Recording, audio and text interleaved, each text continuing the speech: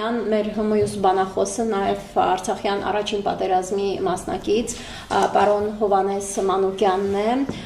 պահեստազորի զինծառայող, պարոն Մանուկյան, դուք կնկարագրեք, որ ազգագրական մարտերին եք մասնակցել Արցախում եւ ինչպիսի ներդրում եք ունեցել։ Առաջ շնորհավորենք մեր Մայիսյանինի առիթով մեր անցյալ երտած այդ բանը, որ հաղթանակով հաղթել ենք։ Պատերազմի ժամանակ այնvað փոքր է, 15 տարեկան է առաջի պատերազմի ժամանակ, տնից փախած գնացինք,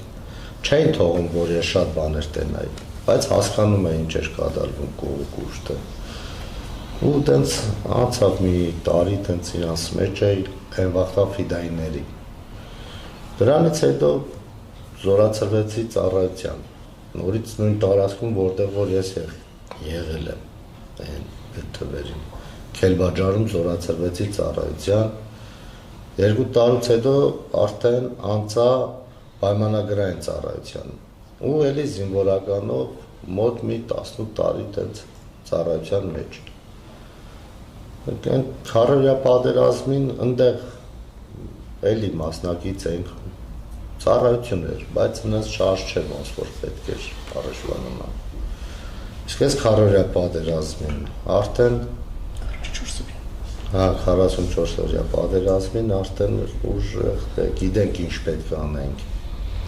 Վերջ այդքան ծառայել ենք, գիտենք որտեղից։ Մենք դրանց ոնց ասեմ, այդ թուրքերին լավ մենք հաղթեցինք։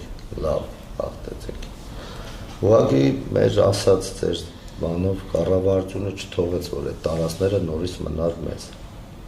Մեր գրավ մենք զիջում չենք ունեցել դրանց դեմ։ Այդ էր պատերազմը։ Իսկ դուք կներեք, պարոն Մանուկյան, որ մասում եք կռվում, որտեղ դուք ոչ մի թիզ հող չեք զիջել թշնամուն, բայց ստացվեց, որ իշխանությունը առանց ռազմական գործողությունների այդ տարածքը նվիրեց, այսպես ասած, Ադրբեջանին։ Այո, ադրբեջանցուն նվիրեց կամ որ։ Այսինքն զրոյացվեց ձեր կատարած ողջ գործունեությունը։ Այդքան մեր ներդրումը, որ մնացել ենք դեպիավորվել ենք, միջև առայսօր խոսքի չեմ ասում, ես լիարժեք առողջ մարդ եմ, բայց էլի ապրում ենք, հարկ ասու շնորհիվ ապրում ենք։ Բայց որ ասեմ, մենք չզիջեցինք, ուղղակի դες տվեցին, նվիրատվություն արին Թուրքին։